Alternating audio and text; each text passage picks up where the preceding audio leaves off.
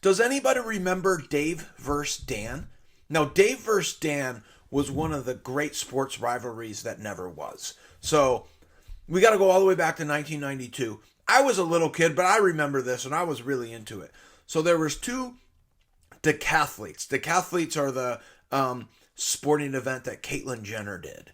Anyways, there were two athletes that the media companies decided to promote into this great rivalry. So Dave or Dan would be in one of the commercials for Visa, Don't Leave Home Without It, and Dan did. Or Burger King, You Can Have It Your Way, but Dave didn't go to Burger King, he went to McDonald's, so he couldn't have it his way. One company would take one athlete and run their slogan with him. The other company would take the other athlete and run their slogan with them, and then because they didn't use that product, they failed. And it made this great rivalry that never happened because one of them didn't qualify for the Olympics. So there's the World Games that lead up to the Olympics, and it was either Dave or Dan. He didn't make the Olympics. And then the one that did make the Olympics didn't even do very well. So it was a complete bust. But leading up to it, I mean, man, were people in. I was into it.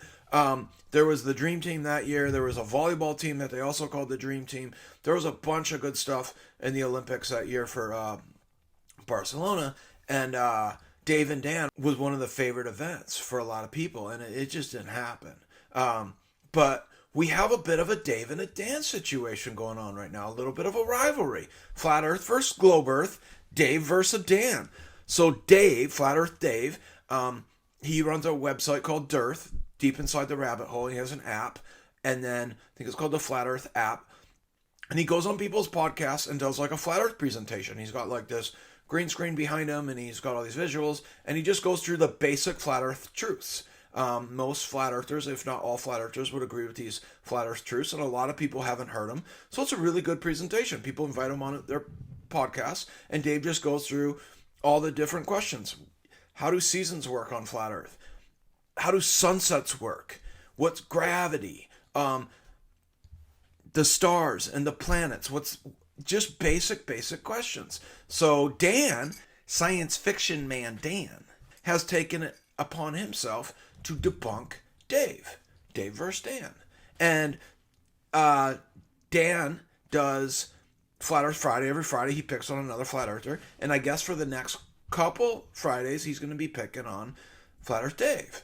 So for the first one, it is the difference between wandering stars and planets. So flat earthers call the celestials stars, and then the ones that go in different orbits wandering stars, and globers call them planets. They're doing Photoshop. So he's saying, I don't like your images because it doesn't fit our worldview. Our worldview is that the earth comes from itself. The universe is like a cell. The cosmic lights are like cells, and then they regenerate a cell that transform into another thing, another being. It's creation itself. It's the creator. The creation then creates the creation. The flat earthers are saying that's just not what we observe. There must be some sort of a creator because it's a creation, it's a set system, and this is the system. And we're going through that system. And it's just observational truths. And we're just looking at the lights in the sky, and we're saying, twinkle, twinkle, little star. Oh, how I wonder what you are. Don't make me sing, I'll sing. Twinkle, twinkle, little star. Oh, how I wonder what you are. It's a jazz version. That's a geocentric song from the 1800s. They're not that far. They're not that big. They are bright. And people get mesmerized them because of those pictures. And they say, no, CGI, CGI. Look at them, now it controls my mind. The lights in the sky are not solid objects. That's the root of the argument. The planets are solid objects, that's what they're saying. These are solid rocks you can land on. The moon's a solid rock you can land on. Well, why can't I not see the moon during a new moon? That's the kind of stuff we're saying. It has to represent those pictures or we can't accept it. And that's what Dan's saying. That's what Dan's arguing. They just can't seem to imagine a worldview that's not a planet. Existence doesn't exist without outer space for them. Outer space is just the sky. And that's all we're saying. We're saying it's not a sphere because we don't observe a sphere. We don't observe it outside of those pictures. We just don't. You just see a flickering light.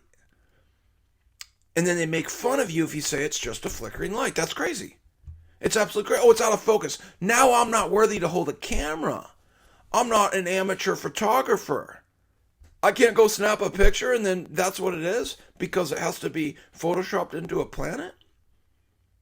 That's crazy. There are no planets on flat Earth. They're just wandering stars. So there's a lake of stars they call it the Milky Way. There's 12 stars that are connected to a certain pattern. They're called the constellations, the zodiac, if you will. And then there's ones that don't follow that consolidation of movement, called the wandering stars. They're lights. They're lights. They're not solid objects. And the P900s from Nikon and the P1000s and any other high optical zoom proves it. It just 100% proves it. But if you're not a glober, then you're not worthy of even shooting a camera. That's what Dan's saying. We're not worthy under his religion. We're not worthy under his worldview to even hold a camera anymore. Twinkle, twinkle, little star. So you look at the stars with your naked eye and you see small flashing lights. Twinkle, twinkle, little star. The cosmic perspective says, look at these pictures. Oh, the universe is infinite and it's big and it's endless. And it only gets there through pictures. There's no universe. We just exist. Is that existence nothingness and then we give it something by our scientific explanation? That's what they're trying to tell you it is. And that's a dream state in their minds. That's godhood from them. And Dan is partnering with that godhood and he's saying, no, look at these pictures from the computers. So Dave says, well, I have a camera and I can take pictures and they look different. And then Dan comes along and says, they're out of focus. Well, why are they out of focus? Because they don't give you the representation you're looking for?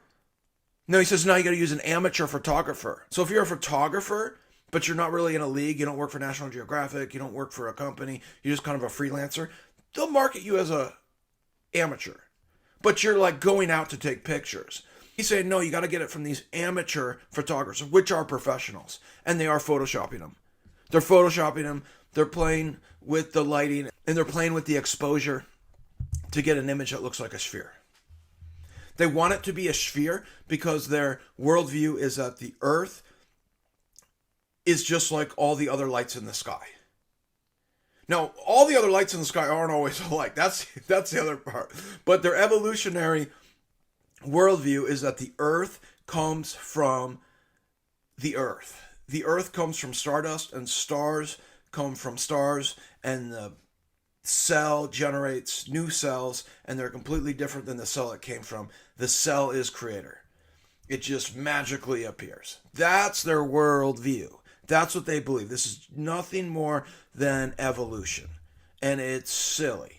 It's silly, it's silly, it's silly. It's a plane for your mind. It's a net. The net is the mind control. And then the planet is controlling your mind. You can't see all sides of a circle.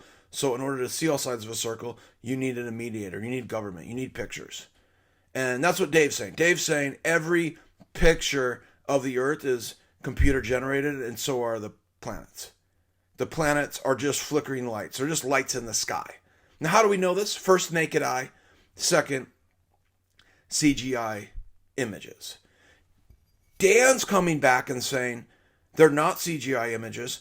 They're amateur photographers. So when a flat earther is holding a camera up to the celestials, he's not focusing it right. He's showing it out of focus. He doesn't like the image he's seeing. He doesn't like it. He says, we're out of focus. What do you mean it's out of focus? We're zooming in on a light. We're saying it's not a solid object. We're saying Venus and Mars and Jupiter aren't solid objects. They're just lights in the sky. And when you zoom in on them, you see a light in the sky. And they're saying, oh, there's too much exposure and you're not focused. What do you mean I'm not focusing the camera right? I'm zooming in. I understand it doesn't get you what you want. You think it's a solid object that you can get in a rocket ship and fly to. And we're saying that's not what we see. And then you're showing us images from a Photoshopper. Now, there's a couple walks of life that they'll call professionals amateurs. This is the tricky language in the Orwellian language, George Orwell, the double-think kind of language that they like to use. So Floyd Mayweather once was an amateur boxer. So was Oscar De La Hoya. So was Roy Jones Jr. So was Muhammad Ali. So was Evander Holyfield. Evander Holyfield was an amateur with Mike Tyson. Mike Tyson lost, so he went and became a professional. But they're not amateurs. They're professionals. They're Olympians. They were going through the Olympic system. And then the best ones stay amateurs longer, and then the good ones go and play for the professional leagues. When you're a professional, you're working for a company. If you go out and take pictures and you don't work for a company, you're a freelancer, and they might call you an amateur photographer because you're not working for National Geographic. You're just working for yourself, and you don't represent any organization, but you're not just a guy with a camera going out and snapping a picture. We're saying the stars aren't solid objects. You're saying the stars are solid objects. So when we zoom in on them, we're seeing a flickering light. So maybe the picture appears to be out of focus because it's a flickering light. Twinkle, twinkle, little star. And when you zoom in on it, you see a twinkle, twinkle, little star. Or you Photoshop it to get what you want. And you're not getting what you want without Photoshop. You're not getting what you want without engraved images. You're not getting the thing we see with the naked eye, and you're not getting the thing you see with a telescope. You see a twinkle, twinkle, little star with a telescope. You see a blurry image with a telescope. Anybody who's ever looked through a telescope is lying if they say otherwise. I've looked through a telescope. The sky's moving very fast. It's very hard to get the telescope to move with it. As soon as the sky moves, and when the next person comes over to see what the first person saw, you got to move your telescope. The Earth isn't moving, so you got to move your telescope. Very hard to do. Most telescopes are in people's garages collecting dust because it's very hard to use. People that look through telescopes or say they look through telescopes are liars. They're liars. They all lie. They just want it to be what those pictures are because they get mesmerized by the bright lights. But they're just twinkle, twinkle, little stars. That's all you see. And then guys like Dan come along and they say, no, just listen to me. I'm the scientist. I have it all figured out. And it's, you're not holy enough. You're not worthy enough to hold a camera, a simple camera. Nikon does make the most affordable, best, high zoom cameras. These cameras are better than your telescopes. Now, Globers won't even accept the cameras from Nikon. They have a problem with them because they show something different than what they're telling you. It's absolutely ridiculous. So yeah, it's 1 point for Dave versus Dan. Dave is in the lead, so we'll see what he comes up with next week. So I thought it would be fun to go through the flat earth arguments again through looking at the Dave versus Dan battle and the Dave versus Dan rivalry. And the Globers have already made up their mind. They're Team Dan. And the Flat Earthers, they're Team Flat Earth. And, you know, Dave is representing Flat Earth very well. So stay tuned till next week for another episode of Dave vs. Dan.